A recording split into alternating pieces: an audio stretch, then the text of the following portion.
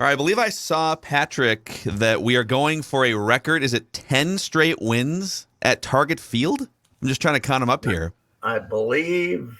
3 against Oakland, 3 against Detroit, 3 against the White Sox. This would be a record 10th straight win if they can knock off the Astros. I thought they already had 10. Maybe I'm wrong. Okay, maybe this would be the 10th. 10th? Never won 10 in a row at Target Field. Well, the challenge gets a little stiffer than the 200 hitting Oakland A's when Houston comes to town for 3 games. Plus I think they get Verlander right off the bat, right? Didn't they see that? Is he pitching tonight? And who's come back and he's doing, throwing really well. Hall of Famer for sure. And is our guy Bundy must be on a DL, huh? I'm not. Is it COVID? COVID. COVID. Oh, that's right. He and Arise Rocco all have those fellows come back yet? Yeah, I would imagine. Yep, I think they came back on Sunday. Yeah, well, he's not pitching this. Joe Ryan against Verlander tonight, though. That'll be a good test for the kid, right? Yeah, maybe a little passing of the torch here. Sure, little passing of the torch tonight. He was not quite as good last time out, but that is going to happen, and we'll see how he bounces back from that. But with the you could really be getting a little nervous about the rotation with Paddack and the whole thing if this Winder kid wasn't throwing so well. Why did they? I mean, it was very widely known in September last year that Chris Paddack had an elbow injection and had a partially torn UCL, no surgery. I have no idea, and it doesn't. As quickly as that trade came together, it doesn't seem like they flew him in and looked at the elbow for 2 days to make sure it was in good shape or something either. As I don't know, that was a very odd trade, especially giving up $6.6 million. You said, and Judd and I were talking about this yesterday, Phil. They said, well, they get an extra year of service out of Paddack because they're going to need it. Yeah, because he's going to be, we don't know yet if it's Tommy John again, but it certainly makes you nervous. And one of those rare 2-time Tommy Johners is not the way to go through life. That's for sure. It was very strange. They must have made a run at Rogers, and they didn't think they could get him signed. But so what? Let him. He's 10 for 10 out there. So I think he's less exciting than Emilio Pagan too at the finish of games. That's for sure. So yeah, I don't know. It's they they're fairly smart guys, but they've done some weird stuff once in a while, don't you think? I mean, once in a while they make some really strange moves. Homer Bailey, from the get-go, I thought, what the hell is this? And they got 1 game out of him. 1 game, $7 million. What? He had 10 good games. He had a 10-game stretch at the end of that season. After 5 horrible years. I'm going with the 5 years. You go with the 10 games. Okay. That one I never understood either. They've done some really odd things. Pat, I think they are way into potential scrap heap guys and like this belief. And I don't know if it started with the fact that they signed Sanchez and then bailed and he turned out to be good or what, but it feels like they like to take odd risks because they think that they can identify something to fix that most people can't. And unfortunately, sometimes they're flat out wrong. Well, the track record for doing that isn't real good. The one guy that they seemed to have spotted correctly was Sanchez, and they didn't keep him because they signed big fat Lance Lynn, who they didn't get anything out of, but everybody else has since. So, right. So, yeah. They've done some odd things. I don't quite get it because they seem to be all about development and everything, and then all of a sudden here come these fossils wandering in who, I don't know. If you watch Dylan Bundy pitch those first three games, you're saying, how'd this happen? Because you're looking at it, he throws 91-mile-an-hour fastballs to good locations, but you're saying, there's no real breaking ball here. This can't work. And I don't know. They do some goofy things, but it's time for these other guys to get here. Winder's made it. This Balazovic is pitching in St. Paul. Finally, they've been waiting for him for 5 years. I'd like to see him before the season's over, because about 3 years ago I watched him a couple of times and I really liked him, but he's had the arm injuries and the whole deal. But it's time to see the young arms here, and they got to him. They should get over back, right? That groin can't keep him out much longer. So yeah, I like him too. So how good do you think Duran is? I think that I would take a chance on him. I was saying this yesterday. I want him to close, because if you don't have a close opportunity for 3 days, that's fine.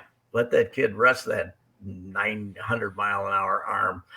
And but I would, use him to close. And if he once in a while gets rattled and gives up a couple of home runs, fine. It's not like walking the tightrope with Emilio Pagan, for God's sakes. Get him in there. I live for Emilio Pagan outings, man. You know what, Great. Bill? I've said, what does this team lack? The pitcher that makes the hitters feel bad. That they're coming into the game and say, oh no, I have to face that SOB. They don't. This is Duran's the first one of those guys they've had ever. You go to play the Mighty Whiteys or any of these teams, you say, oh bleep, I got to face this guy. Now maybe he'll throw a 101-mile-an-hour fastball in the middle of the plate, you'll be able to hit it out of the park, but you're not enjoying that at bat. They got too many guys that on that bullpen that don't make you. Oh, he's coming in. Okay, so what? Yeah, I agree. Also too, like, and this might sound stupid, but there's something about a guy that looks like Anthony Barr sized. He's right. 6'5", 230 some pounds, and he's throwing 100 miles an hour. And the ball, because he's so tall and big, it looks like he's releasing the ball in front of your nose. And there's something unsettling about that. And he's got a little sinker. It's not just all high fastballs. He got a little sinkage once in a while, and he's got 2-3. He doesn't have to throw all fastballs, but yeah, let him finish. We don't have to see this nonsense of, can this clown throw a 3-2 pitch over the plate after filling the bases loaded? We don't have to see that when you got this kid. Let Pagan pitch the 7th inning, or never. I knew that was coming. Never. But you don't have to watch this. Why are we watching this when you got the kid? I don't. Well, so in fairness to Pagan, so he has. I'm not saying that he's been perfect for the first 5 years of his career by any means, but walking hitters was not an issue for him really ever. No. And now he's walking everybody. He only had 18 walks in 63 innings last year. He has 10 walks in 8 innings so far this year. So I don't know where that's coming from. Somebody's got to look up the club record for 3 consecutive starts, total pitches, 1 inning. 1 inning starts, total pitches, 34, 28, and 28, his last 3 saves. That's got to shatter anything Perky ever did, or anybody, right? Even Eddie Guardado, when he walked the plank in Oakland that time, I'd have to look. I wonder how many pitches he threw. I'd have to look it up. I bet it wasn't 34. I'll find it. But he is. I mean, he really is Eddie Guardado, right? He's just all right. He's going to get into lather. Eddie didn't. We talk about Eddie making you nervous. He did occasionally, but not like this. At least Colomé gave the game away early last year. Yes, he wouldn't rack up 30 pitches to do so. He would just give it away quickly. Yeah. And what they do have in common is they both take 42 seconds between pitches. Okay, I found it here. This is Game 5, 2002. One of the great moments in Twins history, that Eddie trying to get through that inning was unbelievable. So is this right? Did he just come in for the 1 inning? Yes. So they were up 5-1 when he came in. Przinsky hit the home run, so it wasn't even a save opportunity. Przinsky hit the home run that made you think, okay, they can't lose now, right? And was it a 2-runner? Maybe made it 5-1. It was a 3-run homer by Przinsky, if I remember right, and it made it 5-1. So Guardado came in. He only threw 28 pitches. A very efficient 1 inning. 3 runs. You're slandering him, and he only threw 28 pitches. Yeah, very snappy. Very snappy. I'd think it was 4-1. It was 5-1. Holy cow! Well, I they got think so. remember that big old high pop up he got out of into that Oakland sun, and you thought, is anybody going to catch this thing with 2 outs in the ninth when he got the guy to pop up? I believe it was Hawking caught it right. Also, one of Yeah, the play. biggest, Yeah. and they did this for budget reasons in the movie Moneyball. But if you remember, it was a night game Yes. in the movie Moneyball, and the ball was a pop up to the third base side, and every Twins fan that watched that movie was like, "No, it's a day game," and it was over here. And you know what? I suppose for filming purposes, they wanted a night for some purpose. They filmed all the baseball scenes over like a day and a night, and so that's when they got around to it. Why would you have them pop it up someplace else? Why not have it? You know why? Why have it to the make wrong? it third? Yeah. Let's make it third. It'll be more dramatic. Yeah. You know. Yeah, it was. You know, a weird way to film that, to say the least. But last series victory, baby.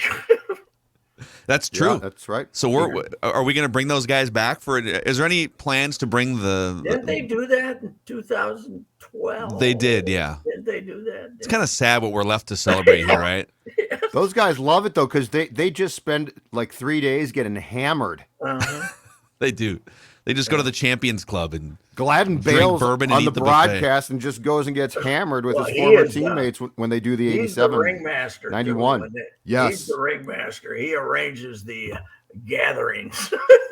Didn't he try and get Chuck back for something? Yeah. And Knobloch back? Yeah. And he you know, he lines up the probably lake parties and stuff like that. I don't think they take a boat out though. I don't think we have that going on.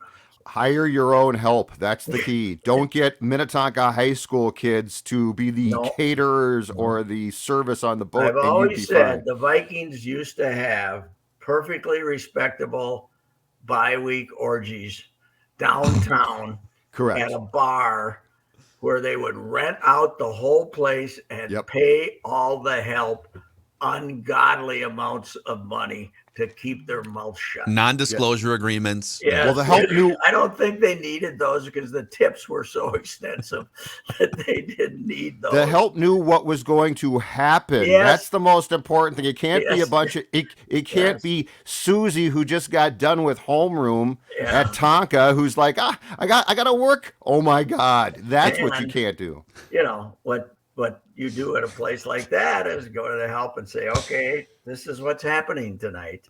You don't have to work if you don't want to.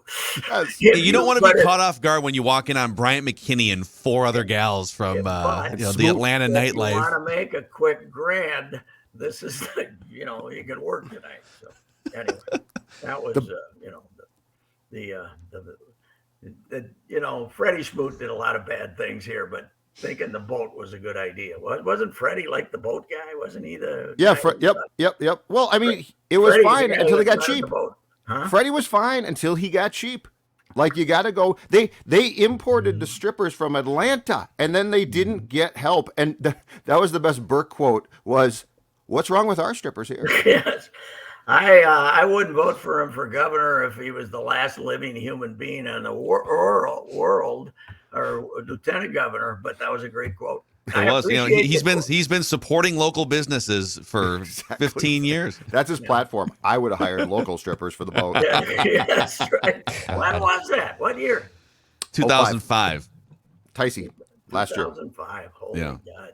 2000. Gino Harrington. Dante, would you want to talk about what happened last week, or would you rather just talk about Chicago? The Bears or the boat? The Bears are The both. Bears are the boat. And don't forget, guys, the last game before the bye week, when the boat festivities were held, was against the Falcons in Atlanta. So I'm sure Smoody was out recruiting sure, the Saturday before Hey, that come on game. in, girls. Yeah, we'll fly in. We'll have this party. It'll be fantastic. I mean, we got it all. He's like, hey, this is gonna be a great party. It's gonna be on a nice lake and a great boat. Okay, I am just real quick. I am on you ask about pitchers walking the plank. Okay, I want to go back to the all-time plank walking here. It was actually it was game 2 after the last time the Twins won a playoff game. It was in Yankee Stadium. Joe Nathan pitching on a back-to-back. Ugh. It was literally the next day.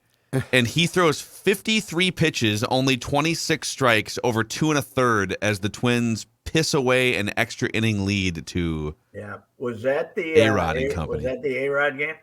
It was one of them. He hit a ground rule double to take the lead or to tie it or something. What year did he hit the train with that home when Nathan threw him? That might have also been 04. Hanging slider, and he hit it ungodly distance out there. And It could have been 09, actually. That might have been 09. 09 might have been the. 09. That's when Joe called me God. at home. They've arranged for Joe to call me at home and tell me what a jackass I was. So I didn't. Usually, I don't. I don't give up my home. I don't give out my home number to be screamed at. They already have to have it. But in that case, I said, sure, let him call. How long did he scream at you for? 7-8 minutes, I guess. Maybe. Okay. What's the best one, Pat? So, like, of all the calls that you've gotten from upset athletes, coaches, I get What's the back best in the one? days. Back in the day when they could get you in the office, I guess a few, but not many really. The most Right. would wait to hit the ballpark, or in that case, Like who- hit the ballpark. who was most mad? Like, who was just livid? Oh well, the famous one is Ron Jackson when he came after me in the dugout in Fort Myers, Orlando, when I called him Papa Up in the sporting news. I said, Papa Jack has become Papa Up in RBI situations. This is the winner. You're writing that stuff for Sports Illustrated, 8 graphs a week. That's the only thing that anybody sees anything about baseball when they're not with the team. He had that Nobody pinned says- to his bathroom mirror for weeks leading up to the season. Yeah. God, he was mad. We became buddies later again. He was the Red Sox hitting coach, and we'd sit around and BS. He got over it, but that was about the only time I felt seriously threatened because he was enraged. I told you this. The greatest avoidance ever was when Luzinski came looking for me, and I didn't happen to be in the dugout. I was up in the press box because I had The Bull. I had written about the Fat Sox, that this team could flow the world's. They might throw the World Series for a bag of Cheetos. They had all those big, something like that. And the legend has it, he came over to the dugout and saw all the reporters there and says, "Where's that Roos?" Luzinski and I was upstairs, so I didn't have to have Greg Luzinski, who was a big fella, threaten my life in person. Only. I saved you one time about 10 years ago in the Fort Myers clubhouse, and Luke Hughes came up to me for about 15 minutes and just bitched about, what's the deal with your co-host, mate? That Roos guy. He shouldn't be allowed in here. The good news is if he would have tried to take a swing at you, you could have just ducked low and away, and you probably would have been fine. Yeah, right. Yeah. I tell you what, if the plate was this wide, he could have hit, man. If the plate was like this, right? 6 inches inside corner, that guy could have hit. But he wasn't real good on anything else, right? No. Well, style, I think his style was good. He used to wear those cut-off short jean shorts. We thought we had our moments where we thought that guy was going to be able to hit, though, man. We thought he wound up being a poor man's Dan Ugla, which for anyone who gets that reference, congratulations. Yeah, but. I think he went back to Australia and became a big shot in Australian baseball. Yeah. He played in the Australian Pro League for a long time. And then I think he was one of the ran teams and stuff. I don't know if that league still exists. Tonight, who wins? I think the Wild wins. Wild win. Yeah. I think the Wild wins, but I'm not so sure about Game 6 on Thursday night. Meanwhile, well-rested Colorado, they're gonna be healthy. Hey, that Cal Maker, is that the guy who was he Denver? Makar. Huh? Makar? Cale Makar. Yeah. It's Maker. Why is it Makar? It's Maker. I didn't. I'm not his parents. I didn't make I the don't rules. know. Yeah. It's a Maker. I don't know. Call his parents up. I know. You're not Makar. You're Maker. Cal Maker. Well, he's no Butch Davis, but He wasn't a free agent, was he? Had they drafted him? Yeah. He was at UMass, and then Drafted, he right? was drafted. He was drafted by Colorado. Okay. All right. Yep. He's a hell of a player. Oh, Great God, player. is he good. Wow. Okay. They don't like to beat you up, though, right? No. Colorado, they don't have any goons at all. They want you to skate with them, right? Yeah, Landeskog's a pest, but I wouldn't call him a goon. And I think he's on the second line now. I think the first line is he got taken off because he was hurt. But yeah, they're not going to intimidate you too much. They've got a couple big guys, but they're going to try and skate. We're through 4 games on 8 series. Are 6 of them 2-2? Or 6? Yeah, that's right. Yeah. 6 of them are 2-2. And Pittsburgh's up 3-1 on the Rangers, correct? Right. And then Florida tied it last night. yep. You think the Rangers are getting a little heat back home?